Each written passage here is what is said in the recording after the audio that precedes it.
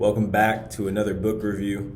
Today we're going to be talking about Steve Schwarzman, What It Takes.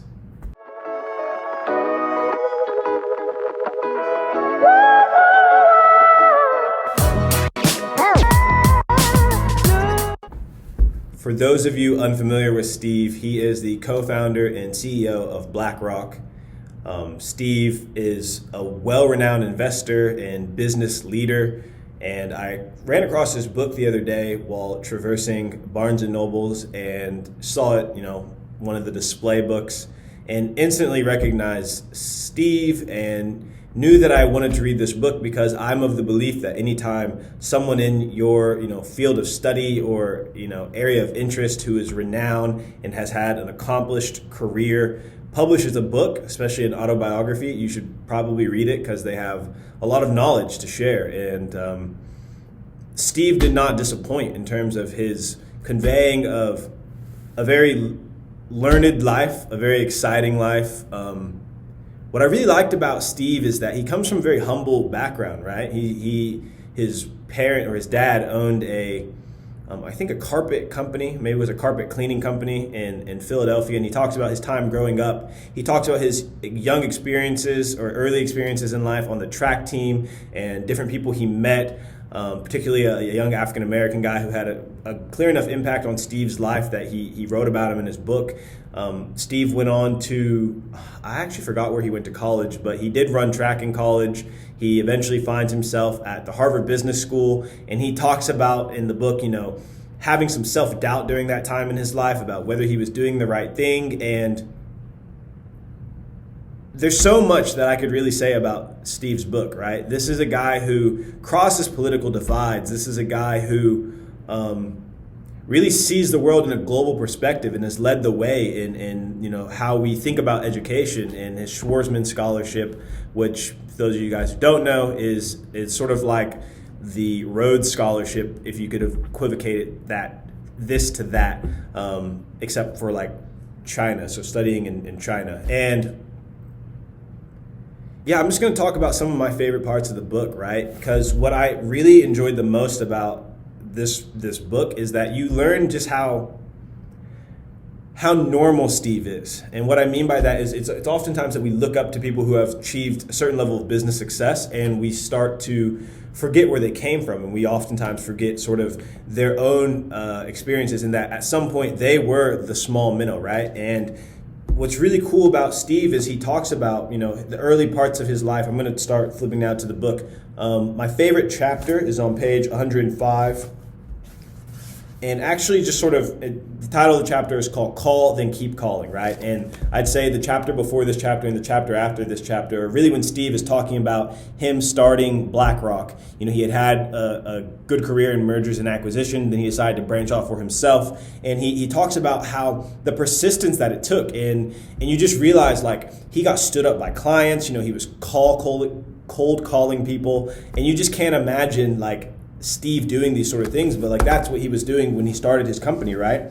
And I'm going to turn now to on page 113 in this chapter, right? Read a little bit for you guys.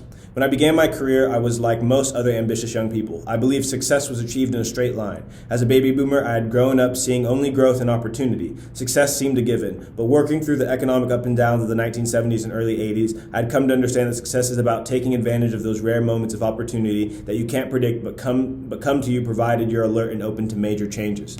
I thought that was a very powerful part of the book. And that same page, he says, as a salesman, I learned you can't just pitch once and be done. Just because you believe in something doesn't guarantee anyone else will. You've got to sell your vision over and over again. Most people don't like change, and you have to overwhelm them with your argument and some charm. So to me, this was very valuable as someone who's interested in like just investing and coming up with different theses and presenting those theses to people, right?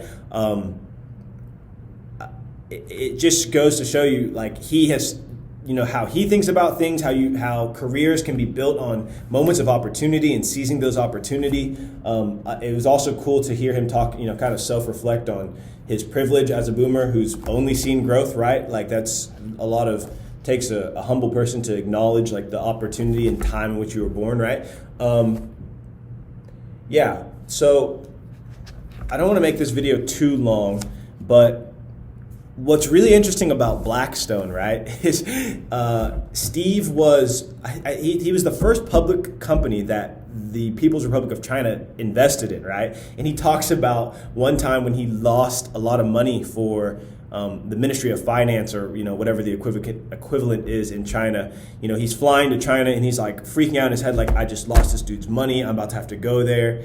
And it's funny because he talks about he's sitting down with this Chinese politician, diplomat, and the guy's just kind of like being a little snarky about like, oh, like, come meet the guy who lost our money. And Steve's like, sweating bullets.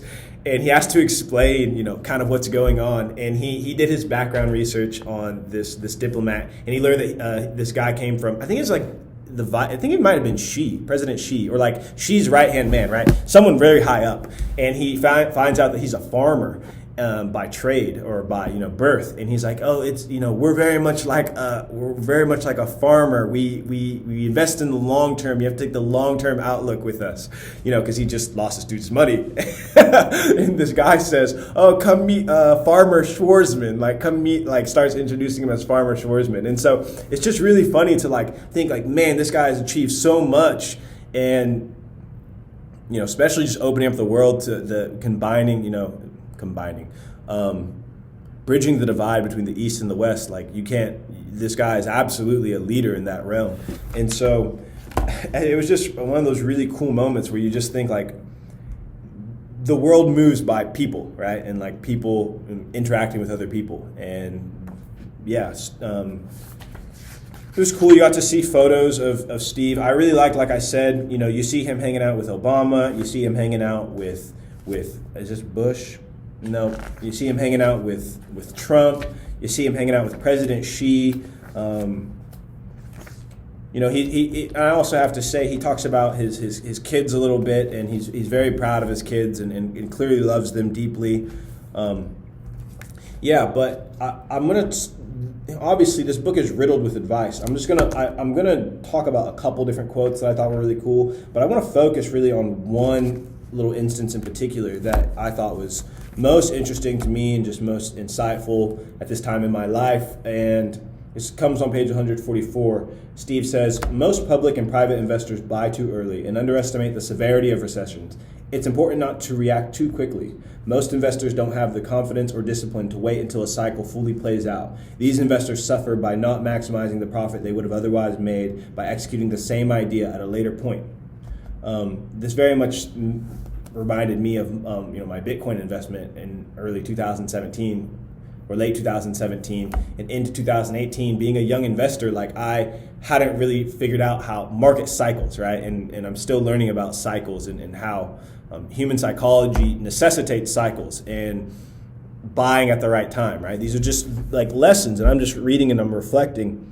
While most investors say they're interested in making money, they're actually interested in psychological comfort. They would rather be part of the herd, even when the herd is losing money, than make the hard decision that yield the greatest rewards. Right. So again, you have to go against consensus to win big. So a couple of just nuggets that this book is just riddled with them. So I'll just read off a couple quotes.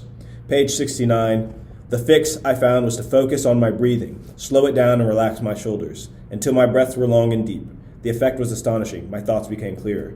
So there's a little practical piece of advice about slowing down. I have to remind myself to do this all the time, and he says, focus on your breathing. He was talking about when he had to give a big